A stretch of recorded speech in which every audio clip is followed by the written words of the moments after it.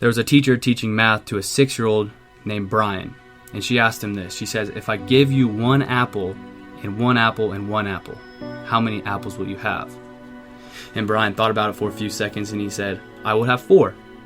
And the teacher, she was dismayed. She was expecting an effortless correct answer, which would have been 3, and she was disappointed. And she said, maybe the child didn't listen properly. And she repeated again. She says, Brian, please listen carefully. It's very simple. You will be able to do it right if you listen carefully. She said, if I give you one apple, and one apple, how many apples will you have? Brian had seen the disappointment on his teacher's face, and he calculated on his fingers again. But within him, he was also searching for the answer that will make his teacher happy. This time, he hesitated. He said, 4? The disappointment stayed on the teacher's face. She remembered Brian loved strawberries. So she's like, maybe he doesn't like apples and that's making him lose focus.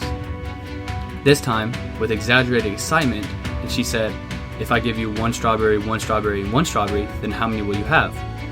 And seeing the teacher happy, he calculated on his fingers again.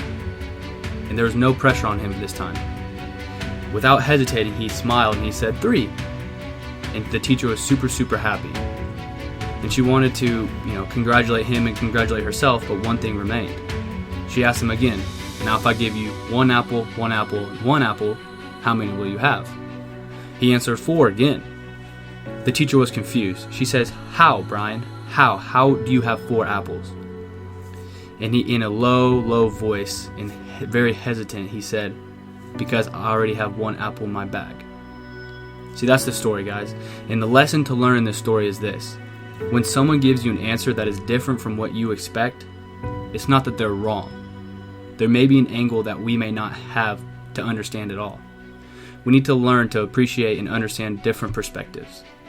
See, guys, quite often we try to impose our perspectives on others and then wonder what went wrong. See, here's a key point about this story too, is that when it comes to life, everyone will have their own way of perceiving things. The next time someone gives you a different perspective or a different answer than yours, sit down and gently ask. So you gotta ask this.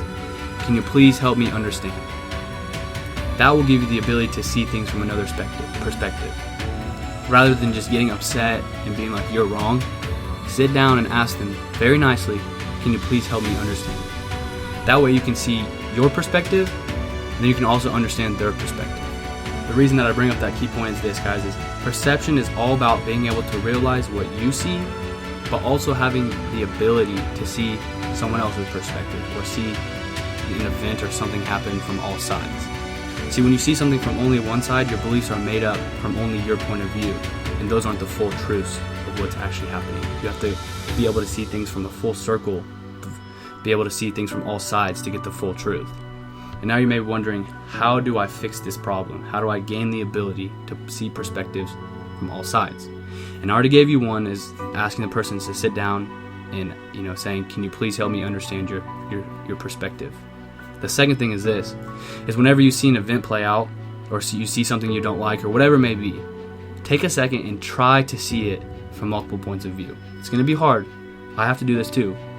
Take a second and try to see it from multiple points of view. And if you aren't able to do that, ask someone around you what they think, and if it's different from you, ask them why they think that. See, this kind of goes in with the other one I said, is just being able to try to do it by yourself first. And if you can't, then you can ask someone, hey, why do you think that? And that's all I'm asking, is just try to understand from multiple points of view. And if you can do that, you'll be more joyful because you can get the truth and fully understand why something is happening. Okay? My next point is this. I want to talk about this really quick, and it's about self-perception. See, most of this podcast has been about the external of our lives, what we see externally. What I want to talk about real quick is our internal self-perception, perception about yourself. And there's a key thing about self-perception, is it's instilled in us before we can even talk. See, people will talk about you and form your beliefs on who you are way before you have a say in it. When you're real young, only crawling, can't talk, people will talk about you and form your beliefs. But this is the key to combat this, is you have to be aware of who you are. You have to know what you like, you need to know what you're capable of. And how do you do that? Is you have to be honest with yourself. And if you can't be honest with yourself, you have to ask those around you who you trust. Okay, that's the key, is you have to be honest with yourself, and if you can't do that, Ask someone around you who you trust. I don't know if anyone's religious or not, but I love this verse in the Bible, and it goes by this. It's Proverbs 27:6. It says, "The wounds of a friend are faithful, but the kisses of an enemy are deceitful." And for those of you that maybe don't understand what it means, I had to look this up, so I'm not saying I knew what it meant either, but I really do like the verse because it says that if you want someone to tell you the truth about how they see you perceive yourself, it may hurt, right? If they're going to be honest with you and maybe you aren't perceiving yourself the best, they're going to be honest and it's going to hurt, okay? But it's honest and it's faithful. It's what you need. However, an enemy, or what we call now fake friend, will kiss you and lie to you. They will tell you what you want to hear, which won't help you at all. So you want someone, you'd rather have a wound of a friend because it's faithful rather than a kiss of an enemy because it's deceitful. So I'm going to give you 2 things to fix their self-perception problems other than being honest with yourself. Number 1 is don't let one event control your whole future. If someone doesn't like you, don't say, "So no one will ever like me." Rather be like, this is just one person.